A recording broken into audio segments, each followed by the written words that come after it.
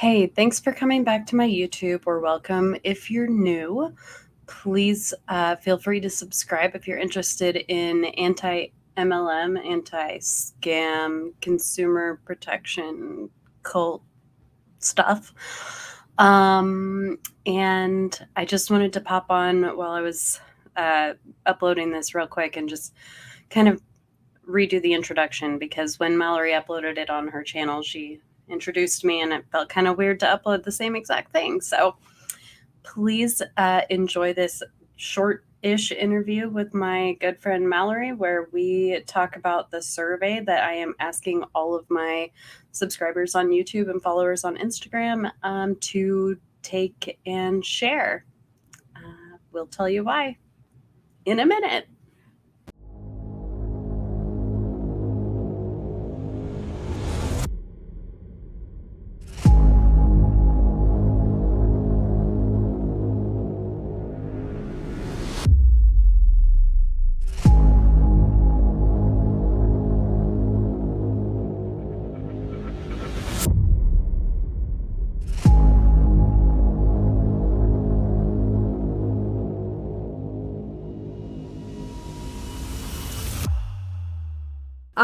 Okay, so Michelle, you got to present at the conference last year, which was really, really exciting and a really great opportunity. So you are presenting again this year, along with me, and who else is presenting with us? Roberta Blevins is going to be presenting with us, and Jenny Wild and Danielle Bolster from Puns to Humans. Yes. Alonda Carter, who is the recovering Hunbot online. Yes. And what panel are all of us on? What are we specifically talking about? So our panel is called Social Media Activist. So we're going to be talking obviously about social media activism, but the theme of I don't even want to say it's a panel, because it's not really a Q&A. We're going to be presenting data that we are, collecting online, but also collecting from established places online. But also we have a survey running right now, and we'll talk about that a little bit later, but that's just for the public to participate in. And then we'll use that data as well to kind of present a response to an article that was published in Social Selling News, Selling News in April of 2021, actually, that was essentially, and we can talk more about the specific quote, that we're... All right, I'm going to read this quote. This is what we are basing this panel on. So the quote is from the Social Selling News, April 1st, 2021. And they said, simmering since the early 2010s, an active and highly vocal anti-multi-level marketing, MLM, movement has exploded in popularity over the past several years. And evidence that it is catching on in mainstream culture, especially with Gen Z, has industry leaders and executives worried. So we are basing our survey and our presentation based around this quote from Social Selling News, this concern, this fear that they seem to be starting to have. And we're talking about the anti-MLM movement and how it has evolved and erupted on social media. And so that's what this survey essentially is going to help us get the data. We want to take some data, however you guys want to say it. Sometimes I say data, sometimes I say data.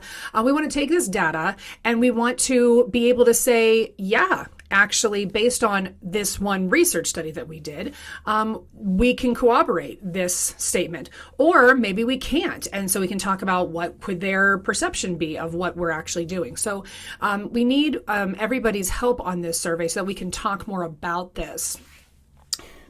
Michelle, do you have anything else you want to add right now? No, I think you summed it up really, really well. The industry is... this article and that quote in particular just makes it clear that the industry is scared. Yes. That they're not going to be able to be as successful operating in the same ways that we're used to seeing MLMs operating Exactly. in the future, because Gen Z is just like not having it. Right. And so the point of the survey really, and the point of the presentation is kind of to bring attention to that sentiment. But the point of the survey is to both, like you said, corroborate that, but also we want to know why. Like, we want to know what's working. Right.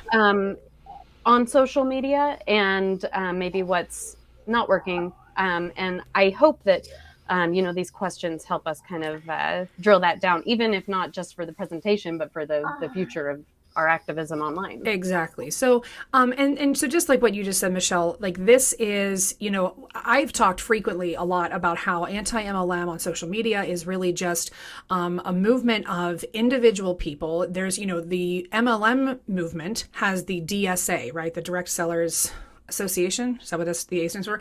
They have the DSA. I think it's Direct Selling. Direct Selling BS, whatever. I don't care. So they have the DSA, right? They have like an actual organization. We obviously don't, and there's no way that really would ever come to fruition in this world, right? Right, and we're not saying that we want there to be. No, and we are not saying that we want there to be some sort of organization, anything. We are not the organization.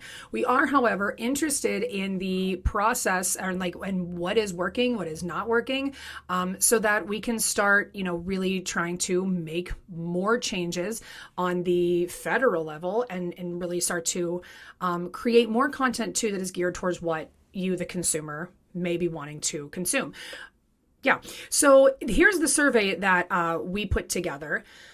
Michelle, can I credit you with this? I built the survey, yes. and I will take the credit for that. Yes. But we really collaborated on the questions and had a lot of help, and it was awesome. We did. We had a number of people who got on some Zoom calls, and we all kind of worked on it together. But the bulk of the work that has done for this, the volunteer work behind this, has gone to Michelle. So Michelle, this is a really incredible survey. I know, and I can just speak from having talked to Michelle. She's poured a ton of her free, unpaid volunteer time into this, and I just think that this is really an excellent example of being passionate about making social change. So when you click on the link, it's mlmchange.org/survey. This is what you're going to see. And we talked about maybe going and doing the survey together, just to show everyone. I don't know, we necessarily need to fill it out, but just kind of show them what it looks like. Do you want to do that? Let's fill it out. Do you want to fill it out? Have you done this version of the survey? I actually have not done it. So why don't I go ahead? I'm going to fill out the survey now with you, with all of you, so you can see how quick and easy that it's going to be. So these questions start out with questions about you. We're going to start with gender. We've got non-binary, female, male, prefer not to say, and other name below. I'm going to female, so I'm going to click that. Year of birth. One of the things that's really important about the year of birth is that we're identifying what generation is really consuming a lot of this content, what generation is creating it, what generation is watching it, to kind of fill into that quote that the content on social media is filling the, is reaching the Gen Z. We also have religious affiliation. If you followed me for a long time, you know that spiritual faith manipulation is used a lot. So we are curious just what religion you might identify with. Where is mine? There is Christianity. There we go. Okay. Ethnicity. Boom. Voter registration status. Again, this is all just for us to kind of get a gauge of like, oh, wow, lots of Democrats, lots of Republicans, lots of people who are Christian, lots of people who are, Jewish, Muslim, just to kind of get an idea of who's out there. Sorry, yeah. And I think it's important just to point out also that every single question on this, I believe, is optional. Right. Yes. So if you don't want to answer your ethnicity, whatever, that's not going to tell you can't submit because you didn't answer a question. Down here, some of the questions are going to be a little different based on your answer. So the first one we have is, I have never been involved in or approached directly about an MLM. At this point, I feel like not a lot of people are going to click this if they're taking the survey, but you never know. The next one is, I have been approached by an MLM business opportunity but never joined. I have close friends, family involved in MLM currently or previously. I have been a customer/consumer of MLM products.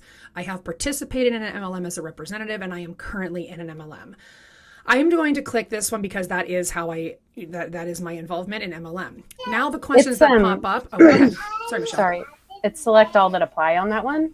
So I would do consumer and approached and participated, and also probably close friends. Oh, that's true. I have close friends.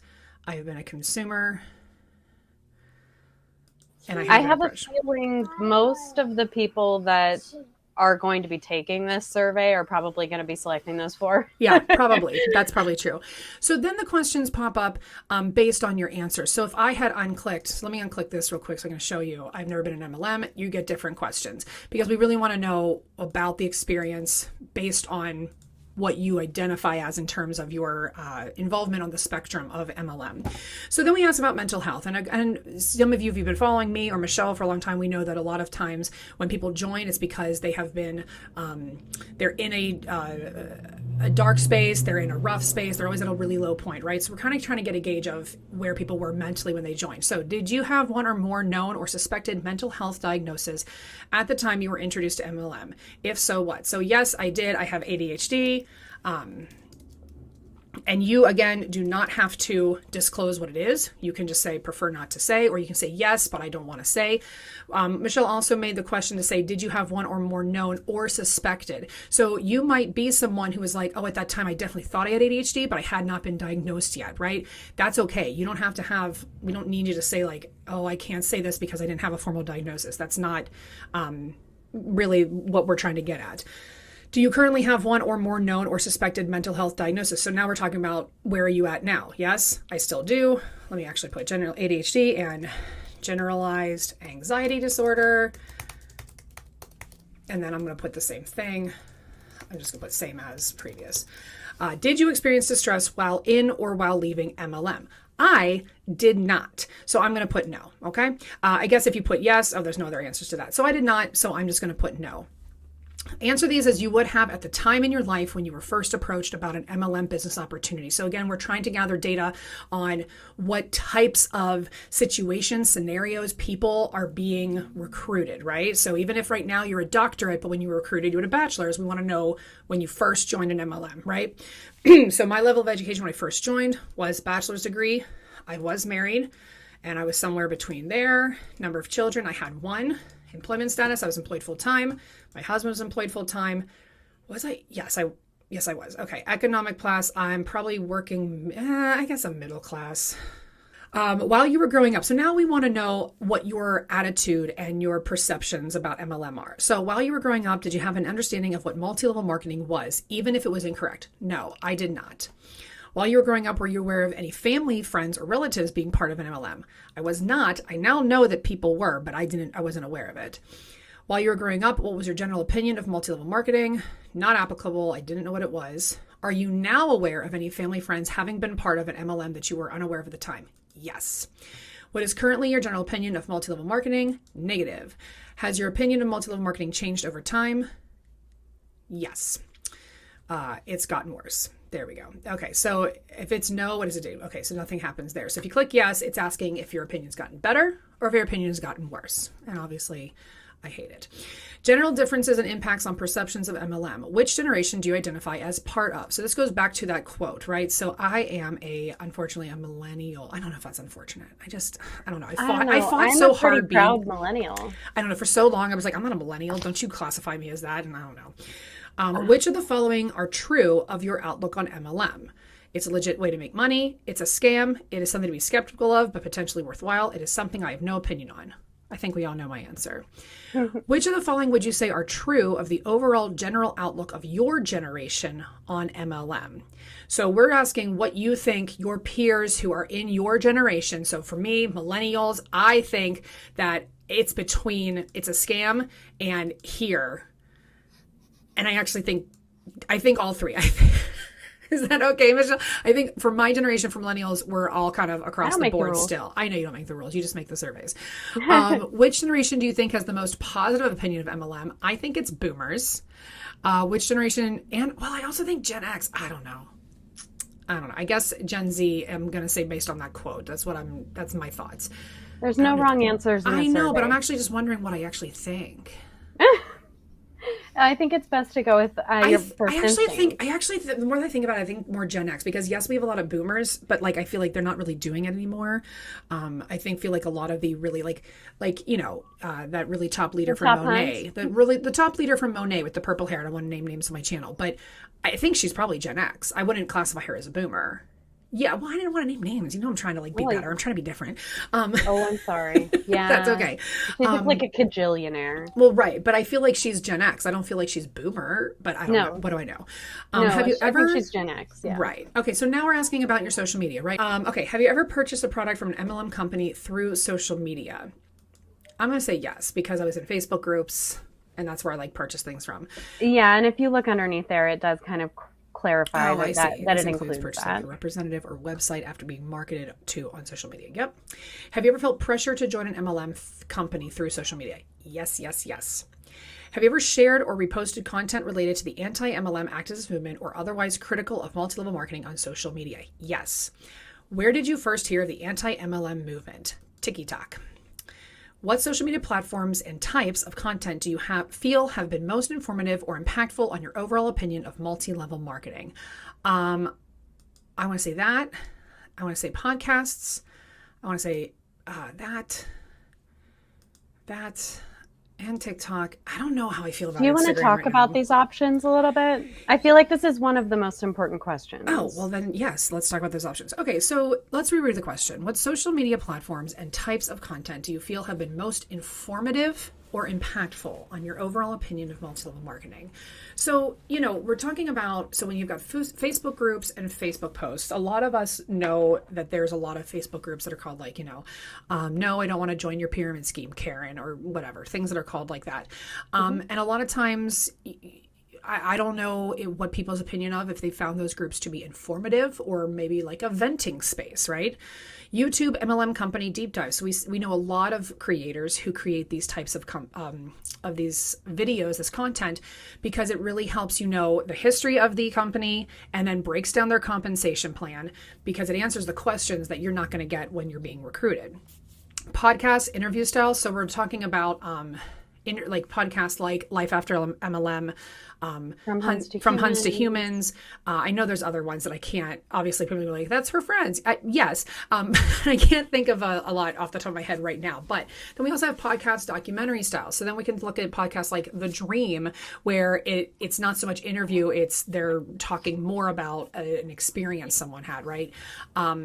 And then Facebook posts, again, I think that would just go in with Facebook groups. Instagram, I feel like is a hit or miss for me, my opinion, because I feel there's so much that can get lost in the noise in Instagram. YouTube, MLM. Sorry, go ahead, Michelle. Excuse me. The second or the next question underneath that is all of the same answers, but it's asking about what do you think is most helpful?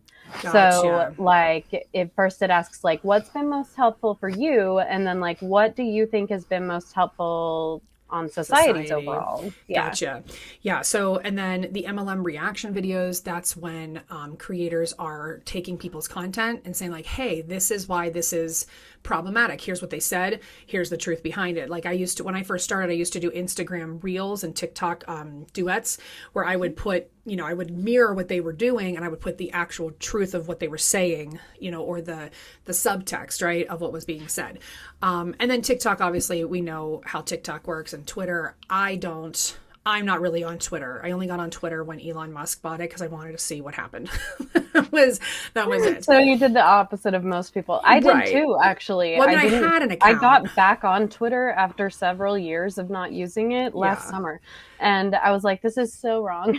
Yeah, I had an account always. Really I just didn't have the app on my phone because I never used it. But anyhow, that's not important about this at all. Same. So like Michelle said, the next question, what social media platforms and types of content do you feel have been most informative or impactful on society's overall opinion? So again, this is on you. This is on society, their opinion of multi-level marketing.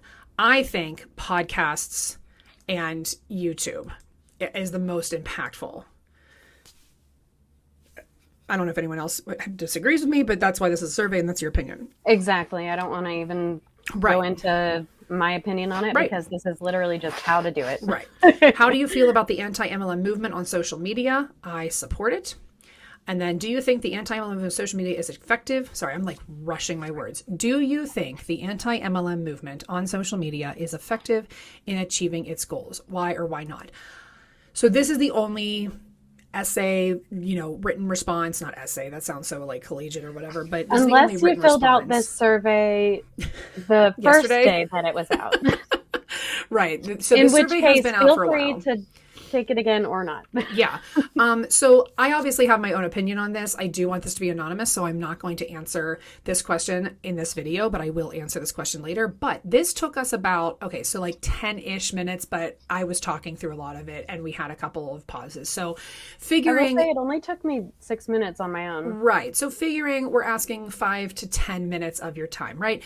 And so this survey, we're going to take all this data. We're closing the survey. I don't know if we're going to like officially close it, but we are going to start looking at the data on March 1st because the conference is on March 13th. And so we've got working sessions planned. We're going to look at this data. We're going to kind of break it down, look at the trends, look at the patterns, and then create our presentation for the conference based on this data. And so that's why we really, really need your help to help us give the best snapshot, or sorry, this microphone's like driving me nuts, the best snapshot or picture of what the anti-MLM movement is doing, because we want this conference to really be an extra place where we let people know that this movement exists on social media.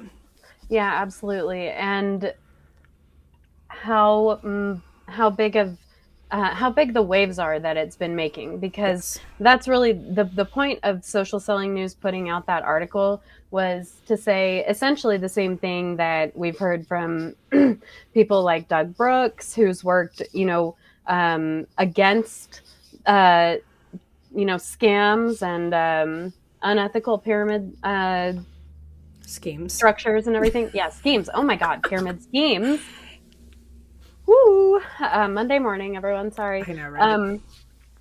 Anyway, what he's said, he's come out and said the same thing, like from his perspective, which is very different from that of Social Selling News. They're saying the same thing. What they're saying is, this looks really bad for MLM because of the velocity of the growth, the exponential growth that this movement has seen on social media. Like, yeah, it's still like relatively small, but compared to even a year ago when I joined it, Right. that's what I want to say. Like, it feels like at least double the energy, but I want the data to back that up. So I'm asking for it. And then the other thing I wanted to say about the information that we collect from this survey is that I have a feeling it's probably going to be really interesting and helpful in determining trends that have nothing to do with the conference or our presentation. Right.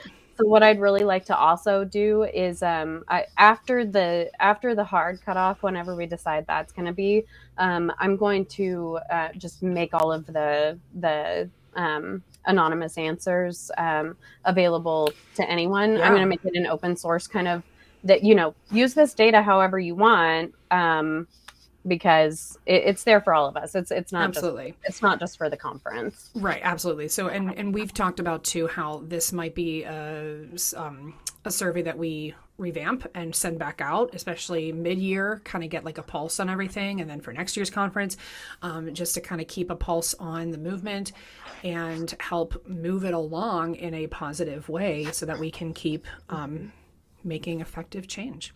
So the survey can be found, I'll put a link or whatever the thing is wherever, at mlmchange.org/survey. So pretty easy to at least even remember if you don't have the link. MLM Conference Potential Challenge, and then this takes you to mlmconf.20 or mlmconf2023.org. This also is where you can register for the conference. Oh wait, my screen's not being shown.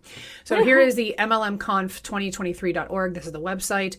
It has a countdown, and it also shows that you can register, and it is free and open to everybody. Please register. Please register. We really want to know like how many people are interested in this.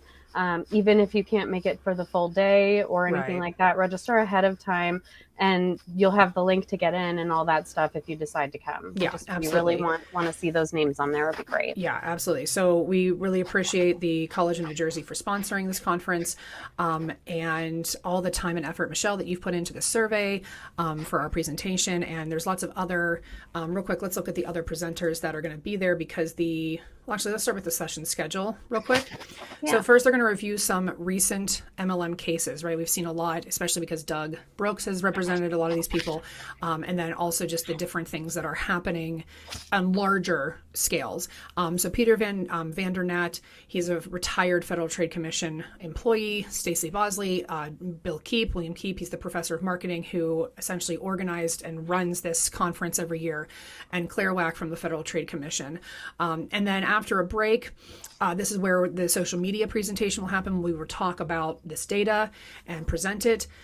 And then in the afternoon, in their own words, MLM industry documents, statements, and behaviors. So we've got, Doug Brooks, that lawyer we talked about, Paul Hanna, Marco. How do we say Marco's last name? I probably should have asked him, but always Marco, if most of you know him, Jason Jones and Stephen Barrett are all going to talk about. How is it? Mukhiber? I would guess Mukhiber. Mukhiber. All people who've experienced, the MLM industry, lawsuits, what they've experienced in terms of being targeted by the MLM industry. So all of that. And then after another break, we're going to talk about the business opportunity rule and other recent news. So really, this is kind of a very informative, educational moment to just get everybody caught up on what I want to say we're doing, but really what Bill Keep and Doug Brooks and Peter Vandernat and Jason Jones, like those are people have been doing this for a very long time before the social media movement, evolved. So it's really a big deal. And I want to call, so just like, you don't have to go back to the session schedule, but the afternoon session, the one at 3:15 where they're going to be discussing the ANPR regarding the business opportunity rule and other recent news with FTC. Mm-hmm. Do not miss it. I mean, I think that our presentation is going to be pretty good, but you're talking about this one here, if you can the FTC. Only make it, yes, if you can only make it to one, in my opinion, in my experience, and whatever the hell else. And what we've learned from Bill and Doug in our meetings and like what the FTC's business opportunity rule means, this is going to be a really crucial meeting. Mm-hmm. or this session. Will be the second year in a row that Katie Daffin from the FTC, who is currently with the FTC, is going to be presenting at this conference. And it is always just really great to hear directly from the regulators. It's affirming, it's validating to know that they're there listening to us, and that at the very least, one or two people from the Federal Trade Commission who are participating in the conference are going to see our social media presentation and everything else that all the other presenters have to say. Absolutely. And I also want to encourage you, I talked with Bill yesterday, Michelle, I finally saw the email that he sent back to me. Reach out, send an email to your representatives, to your local mayor, to, your state representative, your, people in Congress. Let them know this is happening and send them the virtual registration link. Do we think that, these actual representatives are going to come? No, but they might have people on their staff that they can delegate and say, hey, I want you to attend this and debrief me, right? That's what happens all the time. I invited John Fetterman. Obviously, we know John Fetterman right now is in the hospital treating his depression. So obviously, John Fetterman's not going to be there, but his staff did respond to me. They let me know to send the link to register when it was time. So somebody might show up from John Fetterman's team. I think it's really important that we invite people who are representing us to this. So one, they know it's happening. It's something that becomes on their radar. And even if they don't attend this year, eventually, if they hear something about MLM, anti-MLM, they might say, oh, I think they heard about a conference. Know that their constituents have been trying to get their attention about it. Hopefully. Exactly. I reached out to my my congressperson, Sharice Davids, who I just love as a politician and from what I've seen as a person as well. And I have absolutely zero hope that she's going to, show up at the conference Zoom or anything like that. But I feel great knowing that I at least tried. Yeah, absolutely. And so I think I will. I'm like deciding this in the moment, and I know you guys say that I take on way too much, like voluntarily, but I think I'll put up like a template for people to invite. Of course you will. Yeah. I can help you draft it.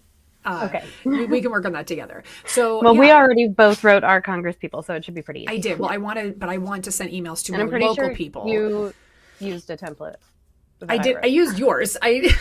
I edited yours to be more personal to me, but I do want to send emails to like my mayor and you know, our local representatives, because I think that's a little bit more likely that they might at least hear or just be like, okay, it's on our radar.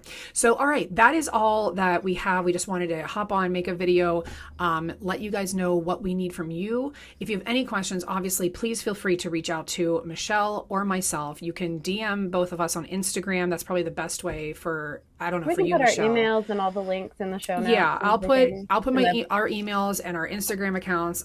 You can reach out to us with any questions about anything having to do with the conference at all. We are more than happy to answer as many questions as we are knowledgeable of. Anything else, Michelle, before I wrap this up? And we can point you to the right person. Exactly. You know, if we can't answer your question. So literally if we're the easiest way for you to get your question answered, then shoot it. Yep. Shoot it. All right, guys, thank you so much for being here. And hopefully we will see you online on March 13th at the 3rd Annual MLM Conference Consumer Protection Challenge. Have a great day, and thanks for being here. Bye.